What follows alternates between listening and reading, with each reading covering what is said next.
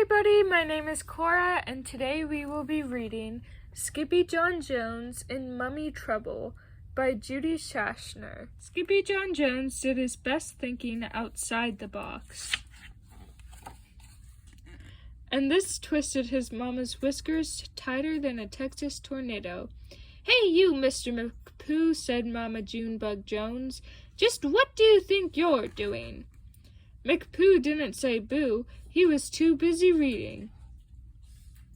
"Hey, little digger, I'm talking to you," said Mama, scooping up her boy. "A pyramid outside a litter box will never ever do." Then she saw his magazine.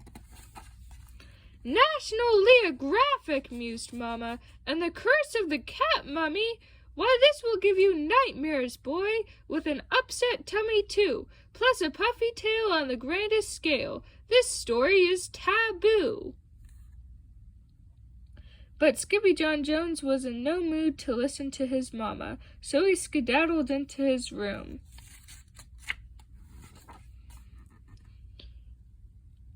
For a really good bounce on his big boy bed.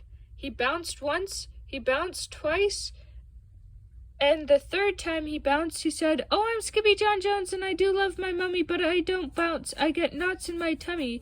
Then the kitty boy flipped over to the mirror for a look-see. "Holy smokito!" exclaimed Skippy Jon Jones. "I know you," he said to the doggy in the mirror. "Your ears are too big for your head is too big for your body. You are not a Siamese cat."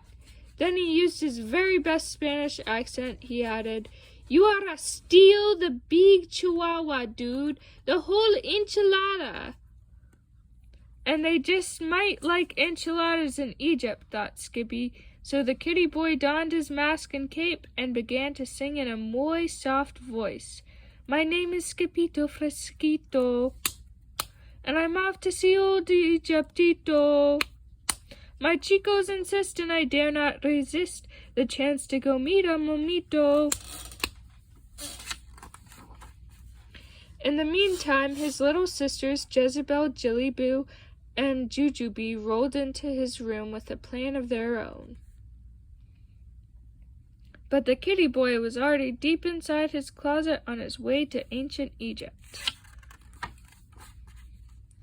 And paddling down the river Nile, who should sail right past but a cookie crocodile. Hunkered down on his lumpy, bumpy back were all his amigos, the chimichangos pack. "Adonde vas?" called out Skippito. "We are going to the undermundo," answered the chihuahuas. "Not the underwear!" exclaimed Skippito. "No, no, no," said the puchitos. "You silly little beast. To the underworld where the momitos rest in peace." "Peas!" exclaimed Skippito. "Who wants to sleep in peas?" "We do," said the doggies. "We hear they are to die for." "You mean they're better than the frijoles?" asked Skippito. "Sí, mucho mejor, señor," said Poquito Tito. "Vámonos," said Skippito. "What are we waiting for?" But then Don Diego, the biggest of the small ones, spoke up. "Hold your ponies, Pepito. To get to the Undumundo, we first have to answer the riddle of the Sphinx." "But I'm not good at riddles," said Skippito. "No problemo," said Poquito Tito. "You have a muy big brain." Then they set forth from the Rio Nile to find the Sphinx. The muchachos began to sing.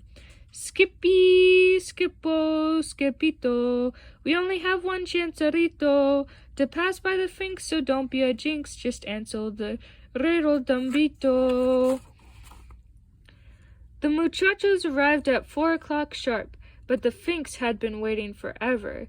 "Don't let the gato get your tongue, dude," said Don Diego. "What cat? Where?" asked Skippito.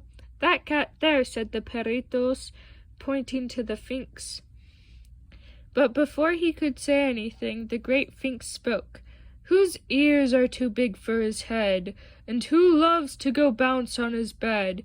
Who creeps on all fours through his own closet door, straight into the land of the dead?"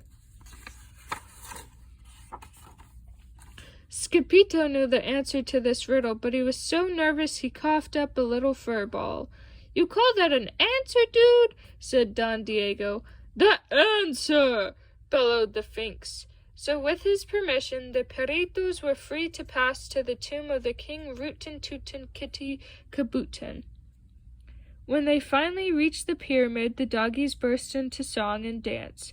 "Oh, see, Osiris! Our buddy had a touch of the virus.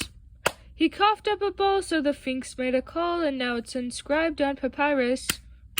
But when Skippito saw how dark it looked in the pyramid, he began to feel queasy.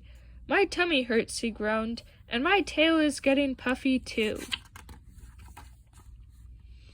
But his chicos would not comfort him.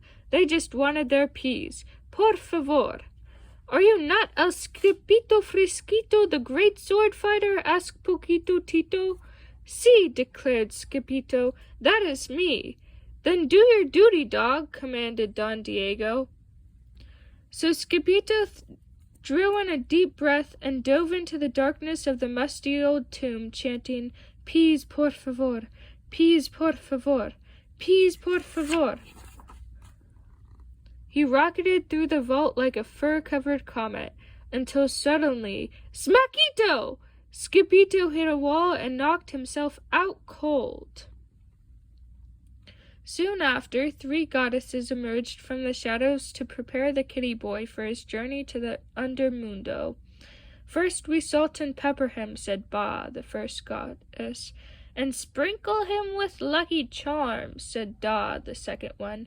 "Then we wrap and roll him and bundle him tight," said Bing, the third goddess, "and blow him a kiss and say nighty-night." Then the trio rolled the wrapped cat down the ramp into the king's burial chamber. Across the room stood the 4,000-year-old sarcophagus of King Rootin Tootin Kabootin. And just as they were about to deliver El Skippito Momito, he rolled right into the feet of the oldie-moldy mummy. "Bada bing!" moaned the king as he stretched out his paws. "I need to rest in peace." "Peas!" screamed El Skippito Momito, waking up in a flash. And quicker than you can say mummies, mumps, and measles, he grabbed 2 pawfuls of peas and hightailed it home. When Los Chimichangos saw El Skippito Momito running out of the pyramid, they went into real tailspin. Then all the doggies began to chant, "Green chicharros hot! Green chicharros cold! The best chicharros in the world are those that Skippito holds!" But El Skippito Momito was too scared to slow down, so he chucked the peas at his chicos and kept right on running, straight into the arms of his mummy. "What's the matter, Fuzzybug?" asked Mama Junebug Jones. Skippy Jon Jones looked back over his shoulder to see if the 3 spirits were still chasing him. "Bada bing!" he wailed, dropping the last of the peas. Then 3 giggling goddesses raced into the room after Skippito with their puppets and a roll of toilet paper. "We're going to wrap you and roll you and bundle you tight," they sang, "and check you for goodies, then kiss you good night." That night, Skippy Jon Jones was bouncing on his big boy bed. "No mummies in my closet, no mummies in my bed, no mummies in my bookcase, no mummies in my bed." Just before he closed his eyes, the kitty boy checked his room one more time for mummies. The only one he saw was his own. "I love you, Mummy," said Skippy Jon Jones. "I love you too, Bunny Boots," said Mama Junebug. "Now go to sleep, por favor."